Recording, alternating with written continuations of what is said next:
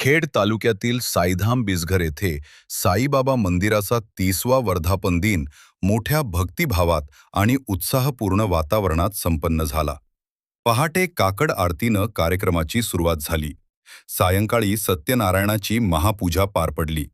त्यानंतर मराठा क्रांती स्वराज्य संघटनेतर्फे आयोजित राष्ट्रीय पारितोषिक वितरण सोहळा थाटात संपन्न झाला.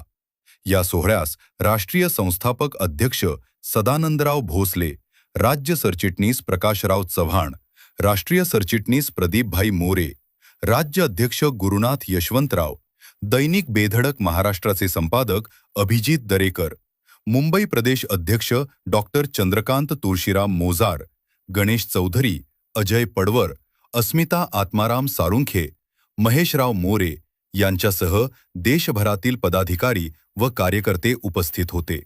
कार्यक्रमात शंकरराव राघोजीराव भोसले, राजेंद्र सीताराम कदम, पांडुरंग मोरे, धनंजय शशिकांत दरेकर, विजयराव कदम, अजय तिडके, चंद्रकांत सारुंखे, संदीप नायकवडी, दीप्ती दिलीप यादव, प्रमोदराव शिवाजीराव भोसले, गणेश पंढरीनाथ चौधरी, राकेश शिंदे, आरती बबनराव दरवी, सुनील बाबाराम मोरे, उत्तमराव भोसले, सुनील तुकाराम मोरे, माधवी राजेश बुटाला, राजूभाई शेवाळे, महेंद्र भोसले, रमेश उर्फ बावाशेठ चव्हाण, दीपक जाधव, अजित आत्माराम कदम आणि पत्रकार दीपक पवार यांचा सन्मान करण्यात आला.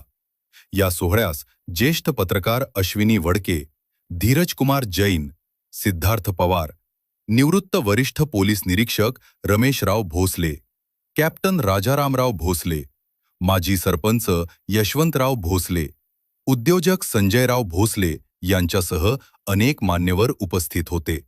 रात्री साई भंडारा आणि बिजघर ग्रामस्थांच्या सुश्राव्य भजनानं कार्यक्रमाची सांगता झाली. छत्रपती शिवाजी महाराज, आई कुलस्वामिनी तुळजा भवानी माता, आजच्या या मराठा क्रांती स्वराज्य संघटना राष्ट्रीय पुरस्कार सोहळ्यानिमित्त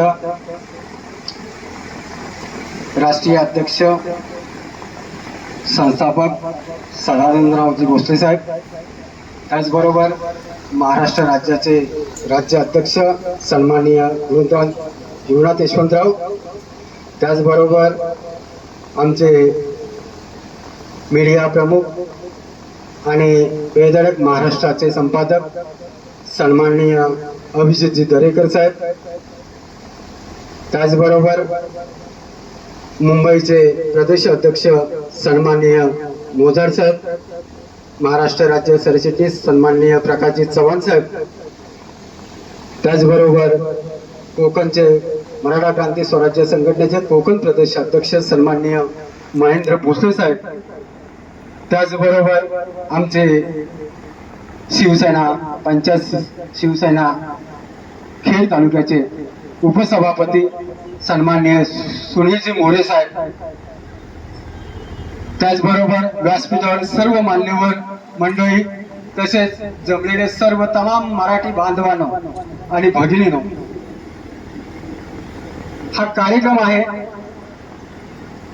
हा कार्यक्रम करत असताना एखाद्या कुठल्याही समाजाचं काम करत असताना, सामाजिक काम करत असताना काही अडचणी येतात, काही प्रसंग येतात, काही गोष्टी न कळत घडतात. परंतु ज्या काही गोष्टी घडत असतात, न कळत घडतात आणि घडून जातात, परंतु समाजाचा एक आवाज उठवण्यासाठी कोकणात तरी सर्वांनाच माहिती आहे की आपली मराठा समाजाची कुठलीही संघटना या ठिकाणी नव्हती. बाकी कोणताही तुम्ही छोटा मोठा जर समाज घेतलात तर एखाद्या समाजामध्ये एखादा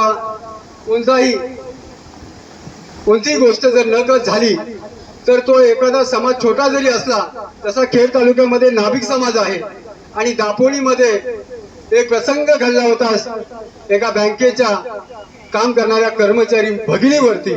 तेव्हा कोकणचा हा नाभिक समाज एक दिवस बंद करून त्याने आंदोलन केलं होतं.